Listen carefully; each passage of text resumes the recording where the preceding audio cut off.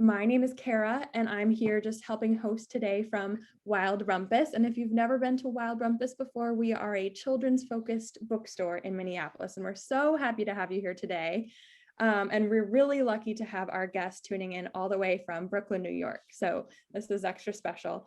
And just before we get started with our author illustrator, I want to tune in over to our co-hosts for the event with Quatrefoil Library. So Claude, would you tell us a little bit about the library? I sure will. Thank you very much, Kara. Hi, everybody. Thanks for being here today. Thanks to Anastasia. Thanks to Wild Rumpus. We're very pleased. This is the first event that Quatrefoil has done with Wild Rumpus. And just to brief people who may not know what Quatrefoil is, for about 35 years since it opened in Minneapolis, well, first of all, it opened in St. Paul. It's been a lending library and a community center with a focus on LGBTQ plus books and also videos. And we also collect quite a few periodicals that don't circulate. And we host regular game nights, book clubs, book launches, poetry readings, panel discussions. We are located in Minneapolis on 13th Avenue South and East Lake Street. Before COVID, we had regular hours every evening and on all day Saturday and Sunday, and we hope to reopen again. In the meantime, we are doing a lot of events virtually, as everyone else is. And the other thing that I should throw out there is that if you go to qlibrary.org, which is our main website, you can browse our entire catalog. And you can check books out with curbside pickup that we do on Wednesdays and Saturdays. And it's a safe way to come and get your books brought out to your car. You bring them back and put them in our return box, which is 24/7. And that's a great way. And the one other thing I want to throw out there is that we seem to be kind of marching backwards in the age range of the books that we have in our collection. We have built up a big YA corner of the library because there's so many books being published for LGBTQ plus young adult readers, starting maybe around age 8 and 9, and now increasingly books for even younger kids and their families to come in, including now some picture books, which is really, really great. And so we really want to build that out at the library and make that kind of a kids corner near where our YA section is located. And the only other thing I will say in answer to Kara's thing is that I've loved books since I was a kindergartner. I would say I have really loved books. I write book reviews now. I've written and edited some books, and I worked in journalism during my career. So for me, books, library, and all of it just kind of makes sense together. And so I'm super thrilled that we're doing this event. And I will now stop talking and just listen and attend. I hope everyone has a great time. That was excellent. Thank you, Claude, for sharing all those wonderful details about the work that you do in Minneapolis. We're really lucky to have you in the community and grateful to be partnering with you for this event. So we will go ahead and get started. I just want to point out that in the chat, we have also put a link to all of Anastasia's books, and that everyone who's here today gets a 15% off code for your next purchase. So just make sure to grab that before you go today. We don't want anyone to miss that. And so I will start in welcoming our author and illustrator, Anastasia Higginbotham. We're so lucky to have her here today with us. She is the creator of many amazing and award-winning books for young readers. And today we are here to celebrate the new book, What You Don't Know. So please join me in welcoming Anastasia. Thank you, Kara. Thank you, Claude, too. And I loved coming to Wild Rumpus Books for the first time. For the people who are tuning in who have never been to the store, Wild Rumpus, this is the one where the animals are in the store, right? Is that right, Kara? Yes, that's us. That's you, right? Yes, there's animals in the store, like you're standing there, you're looking at a book, and a chicken is looking at a book right next to you. We do, yes. We have chickens and cats and lots of critters. And they don't they're not like bothered by each other, and they're just, there's a cat and there's a chicken and no one's fighting. And then there's also bats, right? There was bats and rats. We definitely have rats. I don't know if we've ever had bats, but we do have a spooky shed with probably fake, kind of fake bats up in the rafters. Yes, it's all about the imagination. And there was a tarantula. Yes, yeah. Yes. So the store truly lives up to its name. It's wild in there and totally thrilling.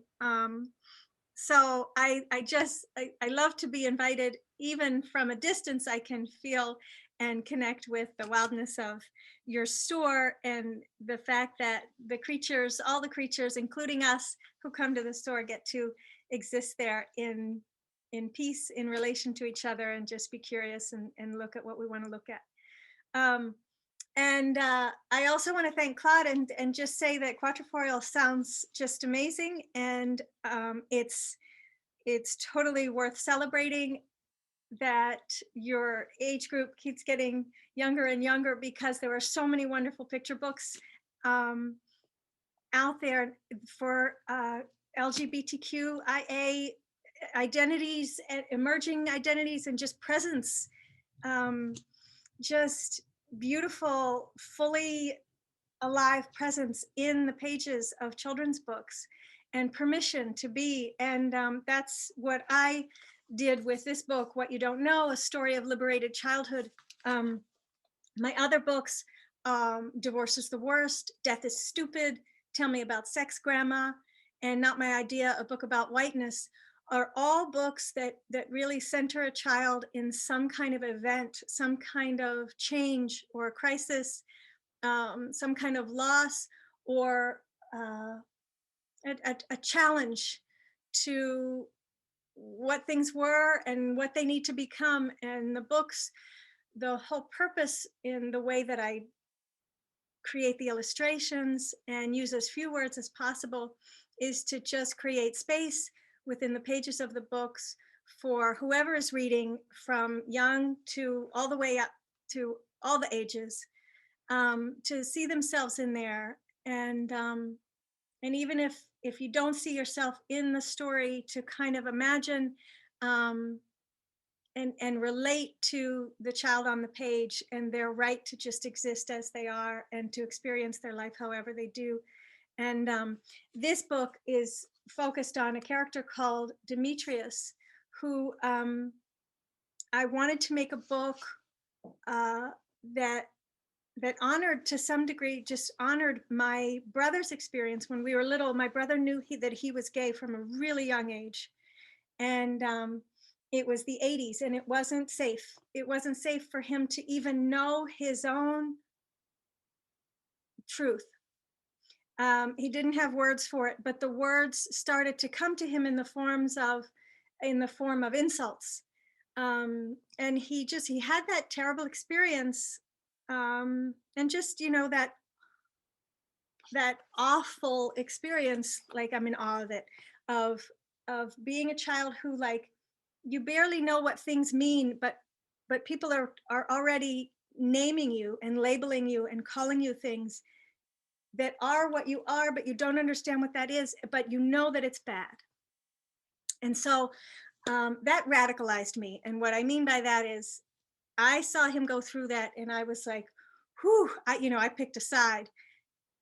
My brother, my family, myself, my love is my side that I choose. And so that was really easy. And I wanted to make a book of now that brings characters into the story and into this child's life. It's not the 80s anymore. It is now.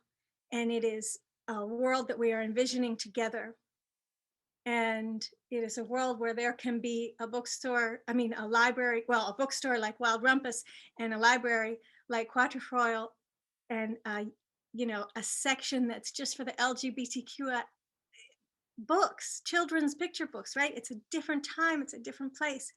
And so I brought people and characters and who I associate with liberation, real liberation, at all the intersections and all the ways that we're connected, and that all the ways we have an opportunity to align, no matter what your own emerging identity is, no matter what you're learning about yourself right now.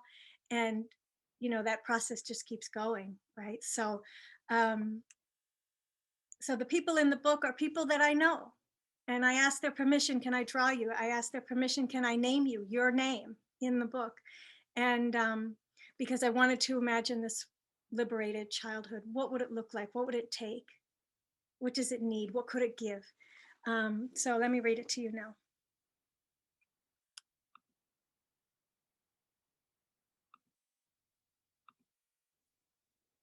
Okay. we start when he's a little kid. He's remembering. What you don't know, oh, let me say something about the title. So I had my experience of my brother when we were little in the 80s.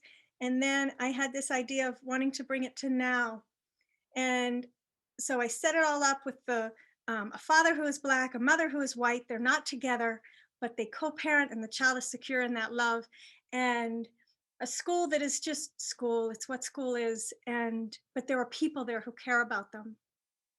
And so I surrounded the child with people who I associate with liberation, people who could really see the child and love the child and cherish the child and give them enough space to be who they are. And then when I sat down to write, I asked the character in my mind, all right, what do you want me to know? And this is what came. It really changed and determined the course of the book to have asked that question. What do you want me to know? What you don't know is that life was great before kindergarten, the child tells us. I invented stories and characters that thrilled my mother. I painted my face. I danced. It was fun, and I was free. Then school happened. So this is the little version of him, the young version of him, and this is him now in 6th grade looking back. And there he is standing in front of his middle school. And you see the sky is kind of dreary. School is scary, he tells us. And we hear from off the page, we don't see who's saying it, but somebody yells, nice flower jacket, F word. And it's a word that's used to specifically make people feel bad who either are gay or somebody decided they look gay. Nice flower jacket, they yell with this unkind word. School is scary, and scared people are not the most generous or kind, he tells us. And then he checks himself. Did I say scared? I mean scarred. I mean both. And now he's remembering when he first came to school, when he was just a little kid, getting in trouble. Stop flouncing around and giggling with the girls, Demetrius, the teacher says. I'm putting you on the red. And if you don't know what the red is, it's a system of punishment in schools where the children who are seen as misbehaving are put on the red and the children who are seen as behaving are put on the green. And I want to draw attention to the names on the red because this is how it plays out in schools. Demetrius, Soleil, Lionel, Jalen. These are names that I associate with children who are Black and brown. And then on the green, Finn, Sophie, Rachel. These are names that I associate with children who are from families who are seen as white. So all of this is coming at this little kid who used to play in skeleton pajamas, but now they're at school and they're in trouble for giggling with the girls. There's some sort of gender thing that they're not doing right. And also they're in this system of punishment, this on the red, and experiencing the anti-Blackness that a lot of children experience at school, where it's just, there's punishments attached. But now he's in middle school, and he's regarding the people at his middle school, a fellow student, a security guard, another teacher. And they're wondering, what are we even learning here besides all the things we have to be afraid of and all the things we can't do? And now the thoughts are revealed of the people who are there at the school, because he's old enough to know he's not the only one with thoughts and stories and importance. He's kind of imagining what they're thinking too. And we get to see the child going up the stairs, a classmate is thinking, I can't fail these tests. And the security guard is thinking, I can't fail to protect these kids. Think about how high pressure that job is. And the teacher is thinking, I can't pay my bills. Is anyone safe? Demetrius wonders. To be genuine, to be whole, to be real? Thank God I have friends here, he tells us, guardians, protectors, family in a way. And we see them, lined up like an album cover here. Now we get to meet them. He introduces us to Moxie, my friend who's queer like me. I have an idea for us, says Moxie. Talk to me after school. Addie, the radical librarian, who tells him, if I don't have what you need, I'll find it. Ms. O, my teacher who loves me. You ever have a teacher like this who you just know that they love you? Either they said it or they just convey it in their being. And the circle next to her says, I see you. The look on her face says, I see you. Mr. Vasquez, my counselor, our counselor, who's also queer. And again, just Mr. Vasquez's presence lets him know I'm here. And on the wall behind Mr. Vasquez are portraits of two really important ancestors and teachers, Bayard Rustin and Audre Lorde. But even they are a little bit scared, Demetrius tells us. How do I know? I sense it. One of the benefits of being sensitive. They let me know about safe spaces, and we see the little rainbow that's often, teachers will put it in their classroom, restaurants will put it on their windows, churches will put it, and it needs to be there. We need to let each other know, right? They let me know about safe spaces, which means they know I could be in danger. I'm glad we agree on that. And we see Moxie standing with her fist in the air, raising a Black Power fist. These are the things that help Demetrius to know that they have belonging and they have people who are watching out for them. Now, after school, Moxie shares the idea. We're starting a podcast, she says. We're going to tell our stories. He asks, who's we? She says, us, the ones who are in this together. Who are we telling? Everyone who listens. What you don't know is there are lots of people I have to hide myself from, but my dad is not one of them. And we see him leap into his dad's arms, and they play together. He has always seen me true. He gives me space to be who I am. I do the same for him. The air is easy between us. There's enough. He teaches me what his dad taught him. And you see, I use the black and white to show that we're going back in time. We're showing dad as a little kid with his dad. Don't let anybody out there tell you who you are. His dad tells us his dad. And now all grown up, his dad passes along that wonderful fathering to him. All you need to be is you. Generations of generous fathering. My father loves me completely. You bet I feel it. And now dad drops him off to be with his mom for a few days. See you Sunday, he calls out. And mom looks grateful. She's happy to receive him back. And they snuggle up on the couch like they do with their little devices. My mother fights for us, Demetrius tells us. She was a sensitive kid too. And now we see again with the black and white that mom growing up in the suburbs, maybe she's awake after she's supposed to be asleep in that bed, but she's awake, she's holding her blanket and she's saying the world is so bleeping unfair. She's a cusser. She's been cussing since she was a little kid. Now she's going to cuss on this page too. She's got her own sense of justice and her own ideas about God. It may sound strange, but when she's cussing at her phone, I feel loved and seen. So what does that mean? How could that be? But look at what she's doing. She's reading on her phone. She's reading the news the way we do. And she's mad. She's mad at what she sees. And she says, these bleeping blankety blanks brag about endangering the lives of trans kids. They don't know blank about Jesus's grace. And the little hearts that are popping off of the child let us know what that conveys. You know, besides the fact that mom is saying bad words, what is she connected to? What is she upset about? She's upset about the lives of trans kids being endangered by politicians, by people who have power. And this feels like love because even though this child is not having an experience of being trans, they know that's their people and they're aligned and they need to know that their mother is aligned too, and she is. The news is atrocious, she says. Hide my phone from me. She lets me know that I matter and that I'm not the one with the problem. And Mom clutches a book now that she's given up her phone. It's by Octavia E. Butler, and it's called Parable of the Sower. And as she reads it, Demetrius lets us into what he's thinking about and more information about that alignment. What you don't know is even though I'm loved at home, the world's ugliness toward gay people lands right on me. They make laws against us, call us evil, try to convert us. And what about the ones who aren't loved at home? What about the kids whose own families reject them?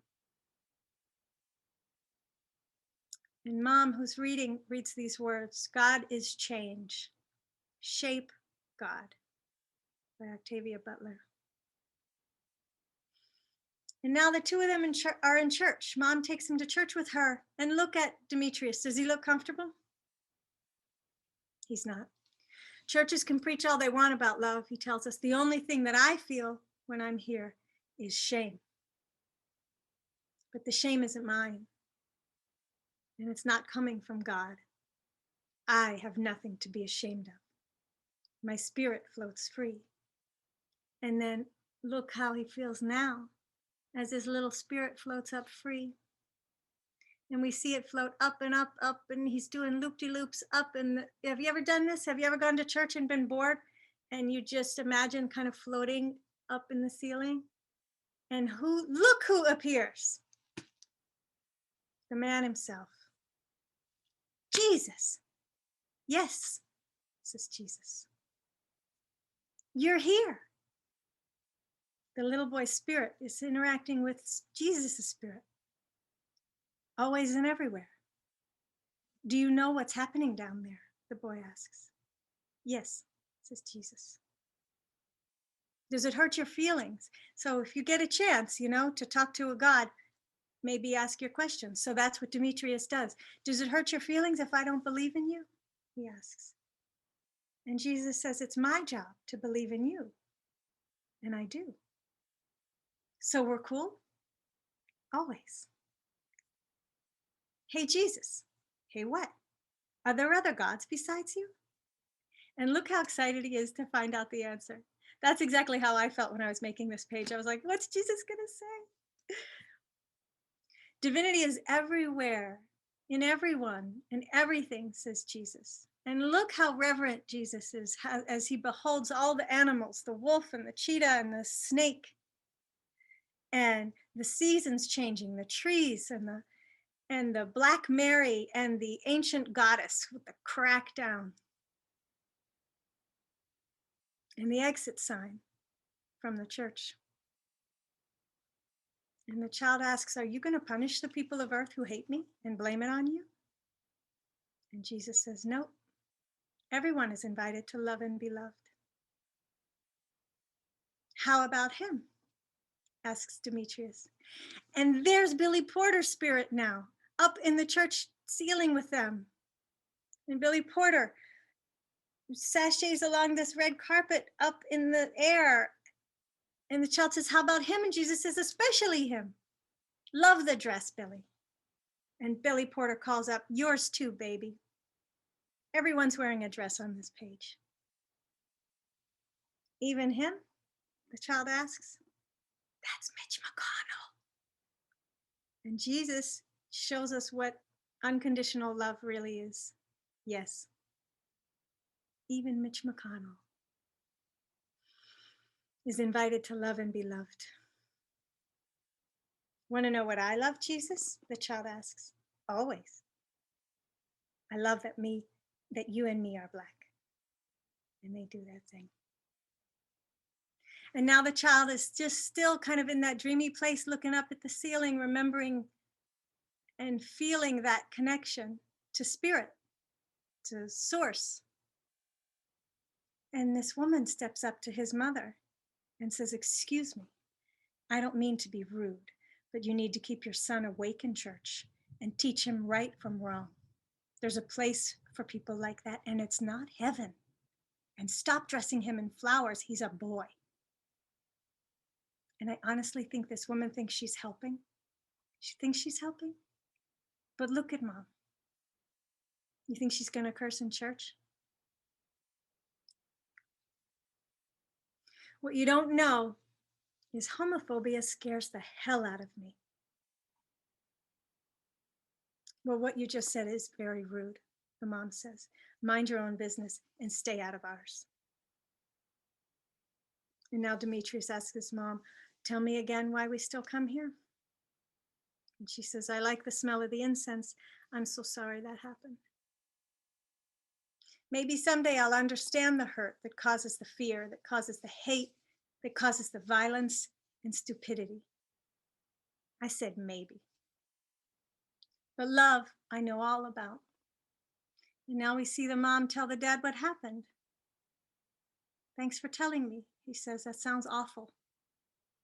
She says, I'm sorry he had to experience that. I am too, says Dad. Are you really going to stop going? Just like that? She says, yes, I know how to find God. Remember, Demetrius told us she has her own ideas about justice and her own ideas about God. I know how to find God. I don't need a building. She blows him a kiss, and he says, love you, thanks, Mom. And it goes back to Dad's house, where we see Dad's workspace. And Dad says, your Aunt Viv's coming over. And Demetrius says, can Moxie come too? We're recording our podcast. And Dad says, absolutely. And now we see the two kids, and they're doing something that it's almost like casting a spell. But they're tuning in to their own voice. Like they want to speak with a true voice about who they are and what they want and how they want to be in the world and how they want the world to be in them. And this is how they conceive of what they want to say in their podcast. Before we were called black, white, brown, queer. Before the world saw our bodies and decided we were a boy or a girl or dark or light. Before we learned about our sensitivities, disabilities, test scores, zip codes, all these binaries, all these this or that, all these superficial layered on things. Before and beyond our being your child or that child, a child of this nation or that one, all these borders, right? A child of God, one God or many, a child of earth or outer space.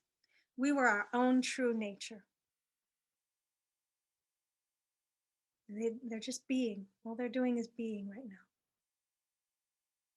And now Aunt Viv is here with a bag full of vegetables, and Dad says, the kids are making a podcast in Dee's room. And she says, okay.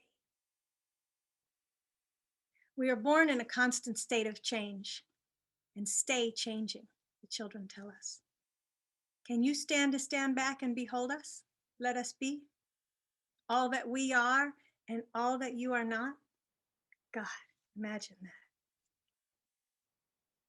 And now they're recording their podcast.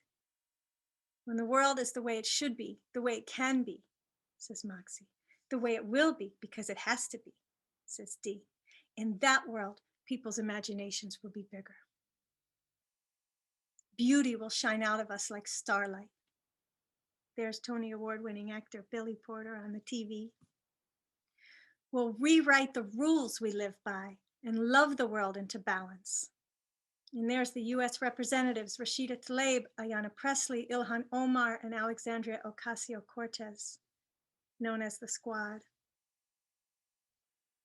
who are doing that. They're loving the world into balance and trying to, and they're not the only ones. Sensitivity will be valued as the superpower it is. We see Aunt Viv communicate so much just by looking at him the way she does and seeing. And we'll all be seen and celebrated and safe, to be genuine, to be whole, to be real. And Moxie's so excited. It's live, Dee. I sent you the link. And then he invites everybody at school, the same people from earlier in the book. We're celebrating our new podcast at the skating rink this Friday. Come if you can.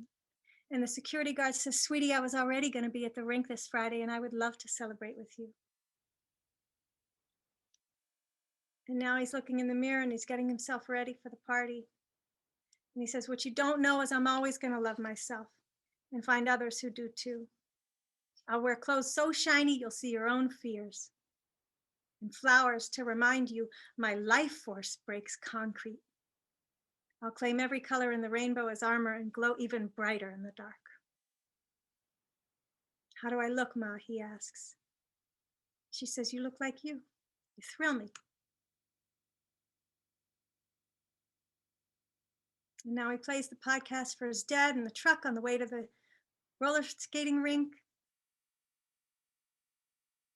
All of me is all I want to be, and love is all I'm about. I'm Moxie, and I'm Dee.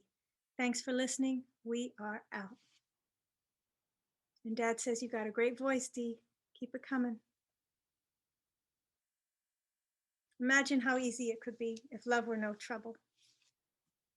No trouble at all. Look how much space is around Moxie. What I know is that love is the easiest part. I feel it. There's his dad and Aunt Viv and his mom. I get it. There's Ms. O and Mr. Vasquez and another teacher. I give it. I am it. Get used to it. And there's the security guard busting out. Okay. I have to see what time it is. It's 5:30. So that's the story. And how I make the story is a whole nother thing. So I'm going to look at the chat for a second just to see what's up. That's our Congresswoman. Yes. Yes, Billy Porter showed up. Hello, Bree. I'm glad something made you laugh. Yay for the dad. Yes, yay for the dad. They exist. I know those dads are out there. Like one of the things I wanted to do with this book was honor the fact that so many families are doing this, have been doing this. It's just like the child comes into the family and everybody finds out who the child is because they become, and everybody just circles up. It's like, all right, we're doing this. No matter what, whatever presents, whether it's gender stuff and, sexual orientation, abilities, learning disabilities, different ways, neurotypical differences, and families do the thing of like, all right, I'm going to learn about this and I'm here for you. Now our family is about this, and they just make space. And I know that's happening, and I want to honor that happens. And I know there's teachers and counselors and librarians out there who really tuning into kids, especially the ones who they know are being targeted, either with everything, all the stuff that's in the air that's just so nasty that kids have to kind of figure out their way around. And they're out there, and I want to honor them and celebrate them. We have a dad like that in our family. That's fantastic. Okay, so I want to take you behind the scenes, especially, okay, it's 5:36. Whoever wants to make a collage or do some creating, if you weren't doing it while I was reading, please start doing it now. If I was there with you and we had time, of course we could like do it together and I could be handing you little images and stuff. This is the backgrounds. I did something different with this book where I made backgrounds, and then I made the dolls who go on the backgrounds. Ooh, here they are. And you have your way of making people. I'm sure if you do art at all, you have your way of drawing people, making people. You don't have to cut them out like I do. You don't have to put clothes on them like I do, but you can, and you can do it your way. I use ribbons and things for hair. I have such a good time. I have so much fun. It takes a really long time to make them, and I want to show you some not exactly shortcuts, but some techniques. But please, like, if you have art supplies in front of you, just do it. Just like start doing it right now. And then I'm going to take you behind the scenes to show you how I did it. Let's start with Jesus Christ. So when these two characters are in spirit form, I made them in the style of Ivan Brunetti, who is a cartoonist who taught Linda Berry, who is the huge influence on my entire artistic thing, and really the way I live, but certainly the way that I make books. So Linda Berry's a cartoonist. Ivan Brunetti taught her this style, which is an oversized head, a little jelly bean body, or I used triangles, and little snowball hands and feet. And it can just be like wiggly arms and wiggly legs with snowball hands and feet. Like make it simpler, make it simpler. And so how I started was with this.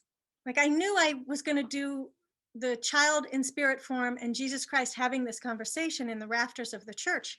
And I just started with the paper bag, my glue stick, my pen. So I don't know what materials are in front of you, but it probably looks similar. My scissors. And I just cut these shapes, and then I added everything, I added hair, and I, just because it, like I put the eyes and mouth on the side of the face to show that this kind of conversation is happening, this kind of body language. And I put the arms going this way and the legs going that way, or curved the body. But this basic idea of an oversized head, a jelly bean body, and here I have this actually. I don't know if I can show it to you. I want to be able to show it to you, but it's really hard this way. Let me see. Give me a second. It's really cute. Okay. Can you see this? It's just ripped paper to be the arms, head, and the legs and stuff. And you can convey a lot of movement. And I just ripped those. I didn't even cut them out. And this is how we make the book. Every little doll gets photographed and then put into the computer and then gets cut out again in Photoshop. So, and they all exist. They're all, they're not computer animated, although they have to be put in. That's Alexa Hoyer, who has photographed all of my books. This is the image that we used for Billy Porter. That was when he was on Sesame Street, which was just amazing. And this is how tiny he is. And I was so excited to make that tiny tuxedo gown. That is how little Billy Porter in spirit form is. And then I lay them down on these backgrounds to figure out how I want them to be, even though, again, the background had to be scanned and put into the computer. The dolls had to be photographed, cut out again in Photoshop, and then be laid onto the backdrops. But I had to have a vision of what it was going to look like. So I have all these like diorama scenes and like sets. And this is like, this number of little bodies and heads and stuff is just for like the last 2 or 3 scenes of the book. There's so many more. And sometimes I'll make one body, but with like 4 different heads so that I can show different expressions. I really got into like the minutia of, I'm happy now, I'm mad now, I'm scared now, like all the different ways I had to illustrate that. That's what my desk looks like. I wonder what yours looks like. That was when I was making the skating rink scene. This is Mom, the back. This is what they look like from the back. The brown paper, the grocery bag paper, is such good structure. It holds them up. It gives them their sturdiness. And yes, Mom is wearing fishnet stockings to the skating party. That's Aunt Viv in the back. These are whole people. These are whole, complex, beautiful adults. And this is another way that I play with the bodies on the screen and try to figure out how I want them to relate together. This is the security guard coming together. I knew she had to have a fabulous outfit because she's all buttoned up at the beginning because she's being a security guard and she has so much pressure in her work. But I knew by the end I needed to get her out of that and just let her hair down and let her be her full self. And then this is the last image I want to show you of, again, that simple body of the head, the little oval body, the little arms swooping one way, the little legs swooping another way. And then you can add all the embellishment that you want, all the detail. in the hands and the outfits and everything. Okay. Let me see what's going on. Yeah. Okay, cool. We have a couple of options. I have a playlist that I put on Spotify that I play it for people to do their roller skating party collage. And so maybe I could do one song while people are making their collages. I need to hear from the artists who came, Harriet and Esther and Junia. Am I remembering that correctly? If you are making collages and you'd like to have me stop talking and just play a song and let you do your thing for a minute, and then please do tell Kara, did I say your name right? Yes, you're perfect. Okay, good. If you want to show us. I don't know if that's possible, but you certainly can send it to me, or send it to Wild Rumpus and then send it to me, or however you want. But I would love to see it if you want to share it, or even if you just want to talk about it. So what do you think? That is possible. Okay. Yes, we'll see what people say in the chat, but just so that everyone knows, it is possible if you really have something you want to share on screen, or if you want to ask a question out loud to Anastasia, you can tell us in the chat and it'll take just about, 30 seconds to a minute, and we can make sure you can come on screen and say it if you want to. Okay. All right, I'm going to play one song. Perfect. Oh, wait, is my family using the Spotify account? Yeah, someone's listening.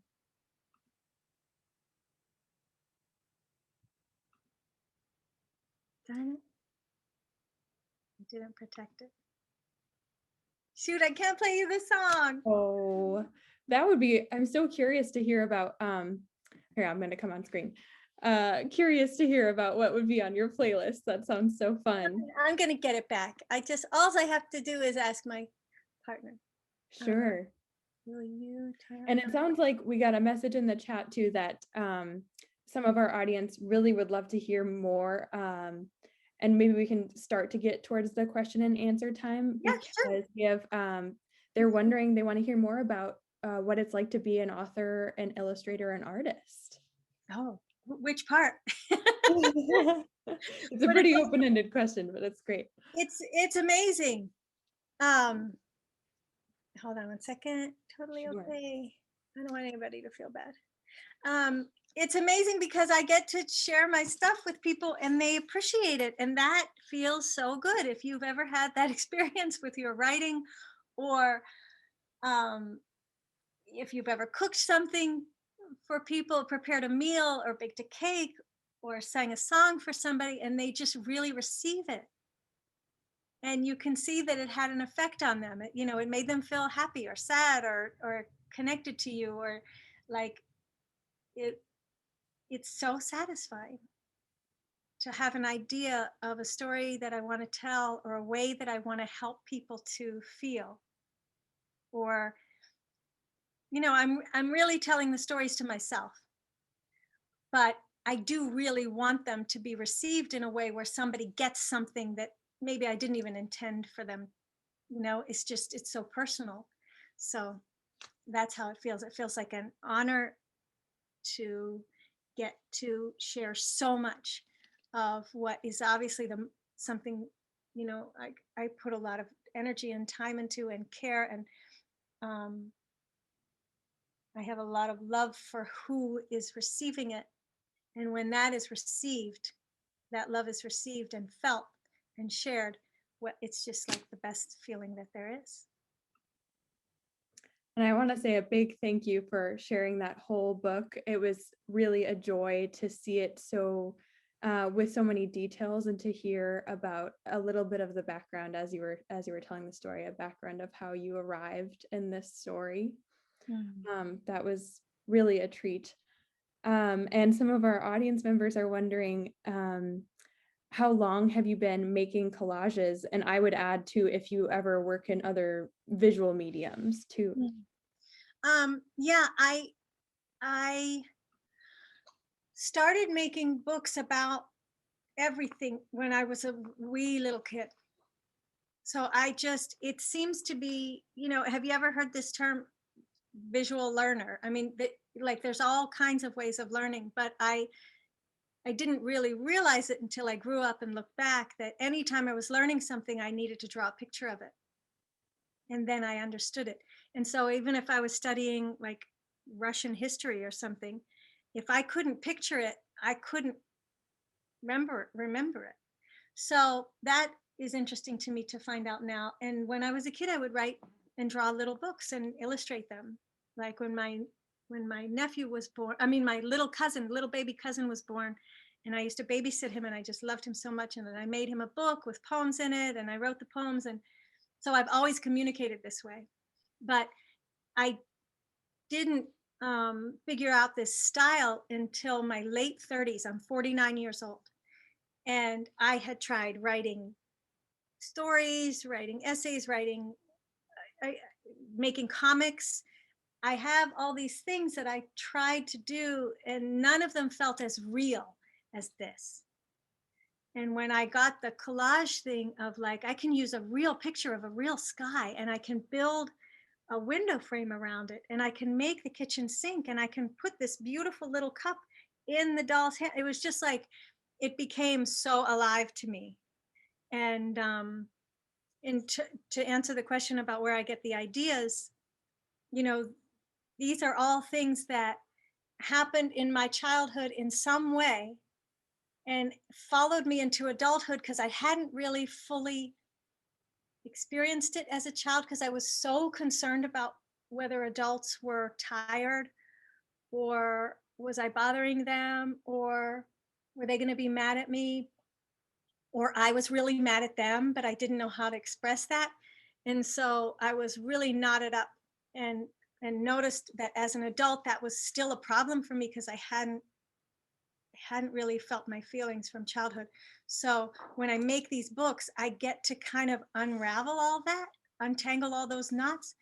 And so the book about divorce I made because I was still upset about my parents' divorce and the way that they told us that we should feel good about it, like it was good, and don't be upset, and this is no excuse to get bad grades. It's just like, and when I wasn't supposed to be sad if my grandparent died, and it's just like I was supposed to be able to like think about them in heaven and be really happy, and I wasn't. So I made Death is Stupid and Tell Me About Sex, Grandma, because there's so much contradictory information. It's like, it's beautiful, it's disgraceful, it's disgusting, it's amazing. It's like, how are kids supposed to find their way through that? So I introduced a trusted person to help you with your curiosity, and that was Grandma, who knows what the boundaries are. And then race, as a white person, that's my life's work, is to understand how I want to be in this white body. I mean, I'm not white color like a piece of paper, but I'm seen as white, and that has a lot of power. And what does that mean? And how do I feel about that? And what is this system? And how can I break it? And how can I share that information with people so that we can make systems that connect us rather than break us, and lie to us and hurt people. Mm-hmm. Thank you for sharing all of that. I definitely see that in all of your work and all of your books, that is such a crucial connection of kind of the adult world and then the world of a child of any age, of a young person's perspective. And that is such an important bridge to create, and your books do an incredible job of doing that. Good, I'm glad. Thank you for saying so. I can definitely feel in this book how much of kind of a healing journey this book is, and it's so beautiful. And I'm wondering if you could talk just a little bit about, it has those three really specific settings, or at least three specific settings, of school and church and then the roller skating rink. And I'm wondering if you could talk a little bit about the importance of having those, such incredibly different settings in your story. Yeah, I want to show you. I'm going to go back to this.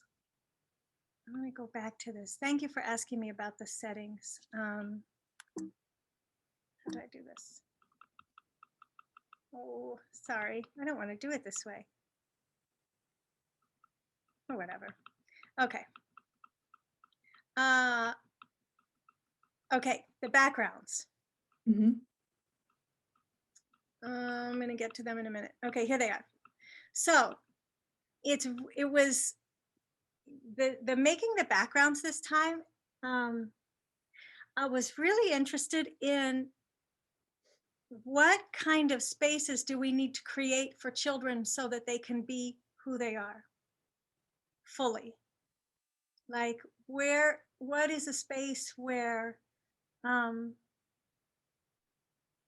just where a child can relax, and so I took a lot of pleasure in also the size of the pages, because I wanted it to stretch out, of showing different aspects of Dee's personality by including this record player and vinyl records and a boombox and and this keyboard to show that like there's music in this child's life, even though we don't see them playing music or listening to music. It's just like a way to bring more of their personality forward. And this comfy bed and this view of the sky, it's how I take care of my characters, is by putting them in spaces that are colorful. And they're not like, I wouldn't look at this home and be like, that guy's super rich, but at the same time I would see, I wanted to show the rich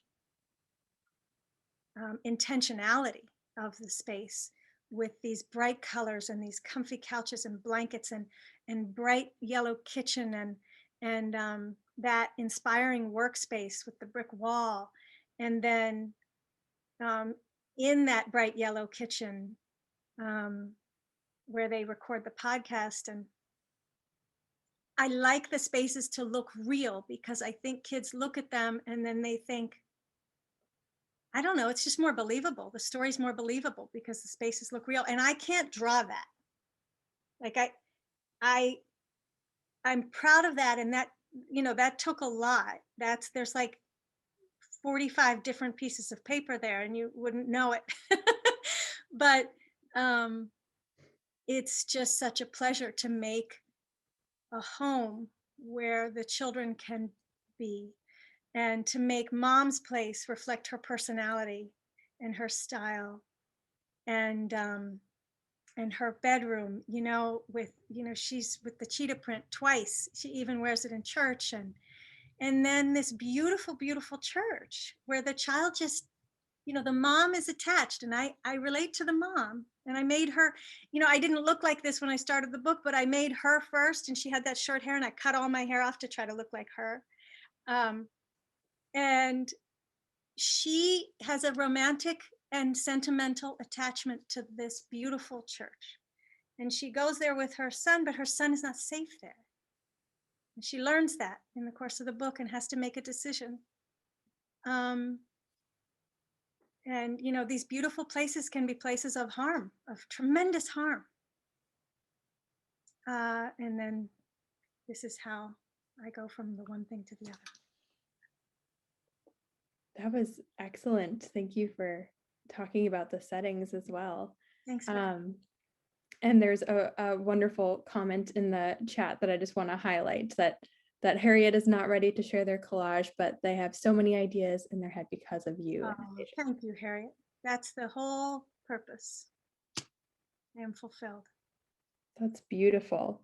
And I think we have just a tiny bit of time left. And so if we have time for just one more question, is that okay with you, Anastasia? Yes, of course. Thank you. Thank you for giving us a heads up and on final minutes. Absolutely. It's been such a rich hour. It's flown by. And I know, okay, so the question is, how do you find your characters? And it's similar to something I was curious about, which is specifically the fashion and the clothes of your characters are so interesting too. Could you talk about that a little? Yeah. since these are all real people, this is the first book where I really based it on real people. And so the way that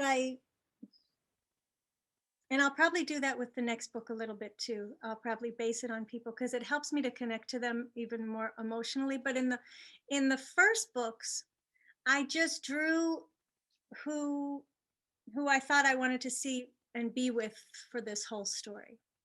And so, it was really fun to draw Mr. Vasquez. And this is a friend of mine named Benny Vasquez, who does anti-racist education and consultations with schools. He goes into schools and he helps them work out their stuff. I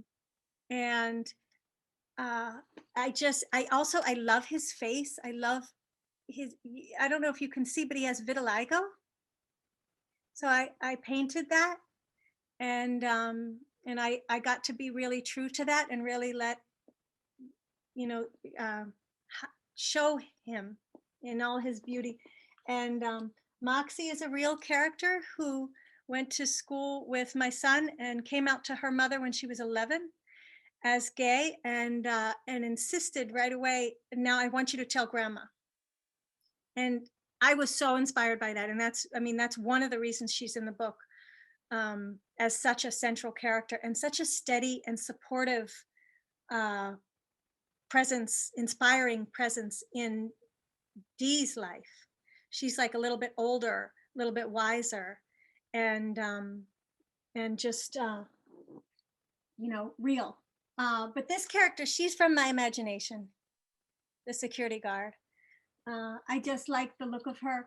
And I get my inspiration from real people, though. I mean, she looks like the security guards at my kids' school who used to ask me for my ID, and I knew they were working so hard. Yeah. So it's a way to honor, the clothing is also a way to honor their style, and to use the amazing fabric that I've been given from friends too. This gold jacket on the cover, this little tiny gold spangly thing. My son found a tiny little piece of fabric at school on the floor, and he brought it home. It was this big. And he said, "Here, I brought this for you. I found it on the floor. You can put it in one of your books." And I was like, what am I going to do with this one little piece of paper? I can only use it one time. I need things that I can use a bunch of times. And it sat on the table. It got kicked onto the floor. The cat kicked it around for a little bit. It was just like underfoot. And then finally I picked it up and I was like, just put it right on the cover. So the inspiration sometimes for the style too is somebody gives me something and I want to honor them by using it. That is a beautiful detail. I love that. The impossibility, but then it gets to be front and center. It's like, let's just put it on the cover. Sure, there's your fabric. Thanks.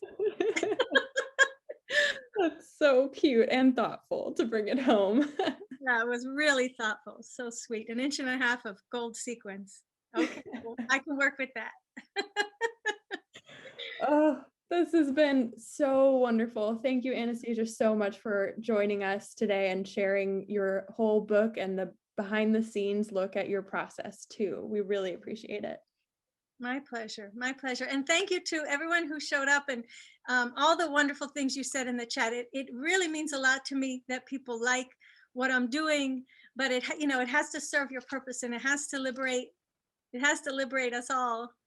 And I just, I want all the kids to know that they can be all the things that they are at all the intersections, and count on the adults who really love you and really who really want to be there for you, to make the space around you big enough so you can be you. That's so beautiful.